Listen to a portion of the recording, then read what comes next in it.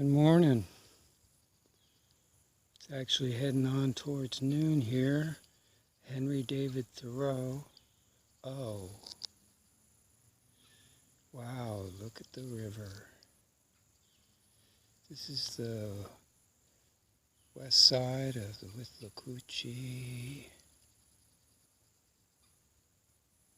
And a secret spot in a way.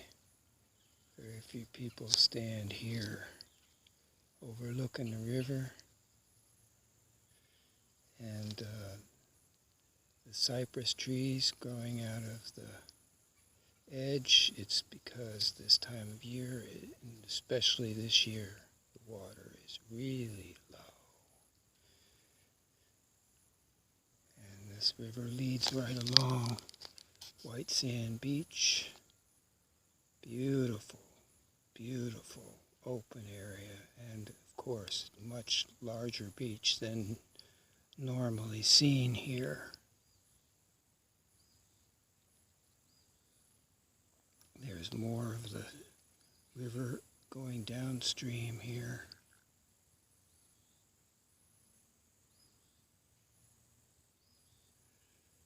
Now I just came to this spot because it's spectacular, actually, and at the same time very quiet and peaceful. Lots of fish in the river. They jump to get air. And actually, we human beings are like that at the moment. We're being drowned by loss of air and water. And one of the reasons this river is this low now is because of the springs and the aquifer being drained by the Let's See company and their plastic bottle factory, which is about 300 yards behind me.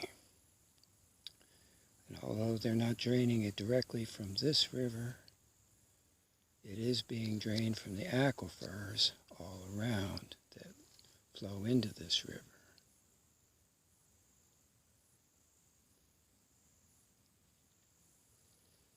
And across the river, I'm noticing this cypress growing out has never been that low. About 30 minutes ago, I met a man who was following me in here because he wondered who was looking around.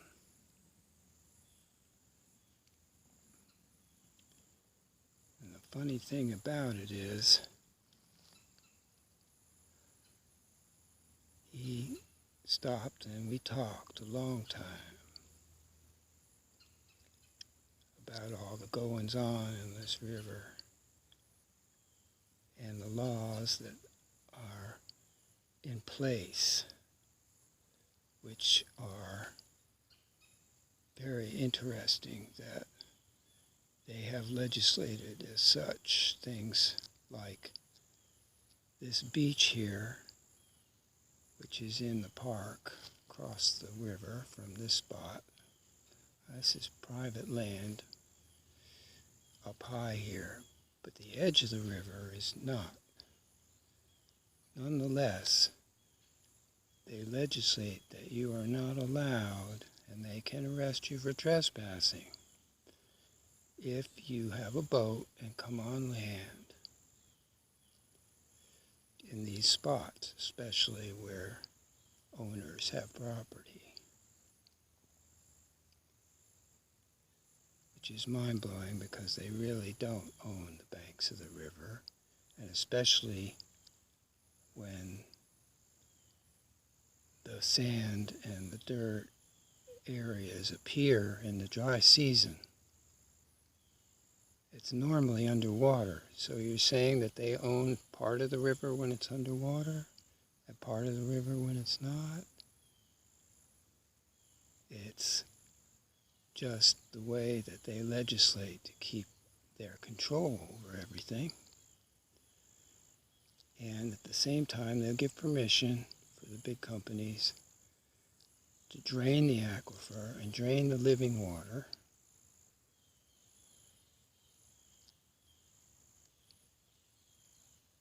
To send plastic bottles with so-called pure water around the world, ending up the plastic, that is, into the oceans, and this whole problematic situation that exists, humanity and its use of the world, and its destructions and sometimes preservations of nature.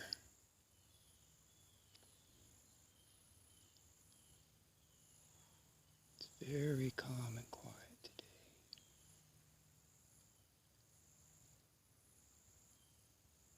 So I learned a lot, and at the same time that I'm walking around this spot, which is actually, you see, way up high above the river. The river has been and can get as high as this bank that I'm standing on here. There's a gully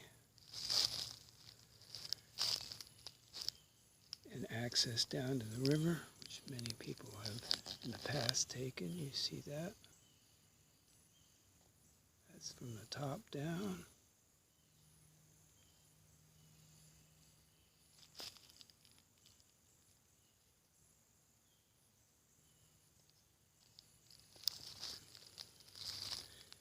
Leads down to the water side. Stream flowing downstream here.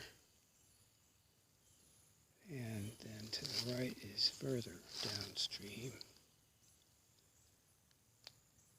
Leads into the Swanee River. Where these rivers meet, they have a power plant. And 3 lines of, maybe 4 lines of electric power leading out from it.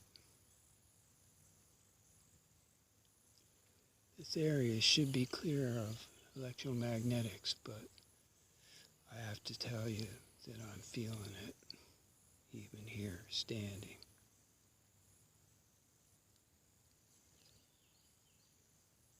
Seems to be no way to control the government and big business to do whatever they want. And this is what we would love to see and want to see preserved. However, this is looking like a losing battle. So that's it. Except for what we do about it.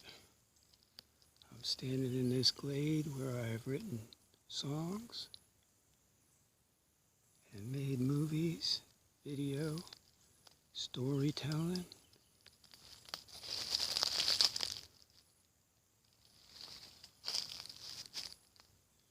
Just look at these trees growing down where the river fills up when it gets high.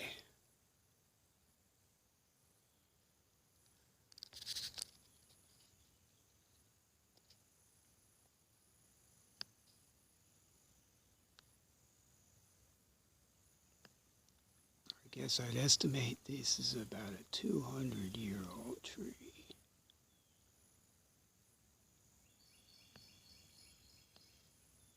Right on the edge here where the water has reached up to the top, amongst its fellows.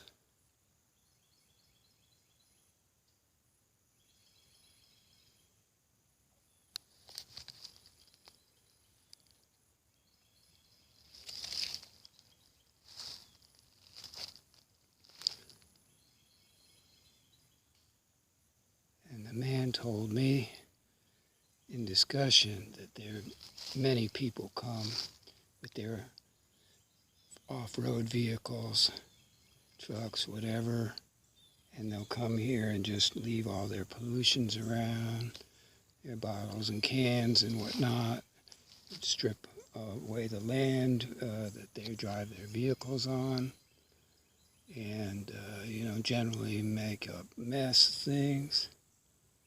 Don't seem to have any perception of what nature really is and what, say, we as human beings survive on.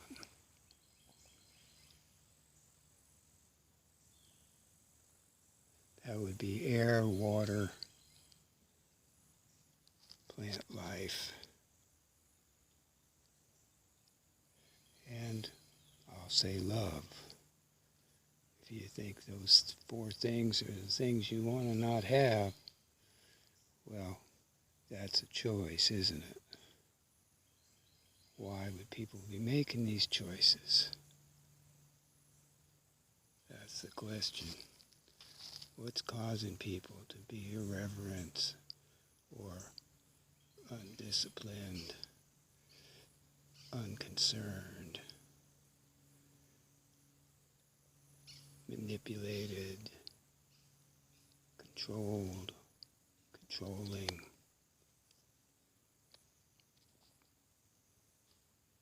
dependent, selfish, all the rest of the things that are unnatural to life.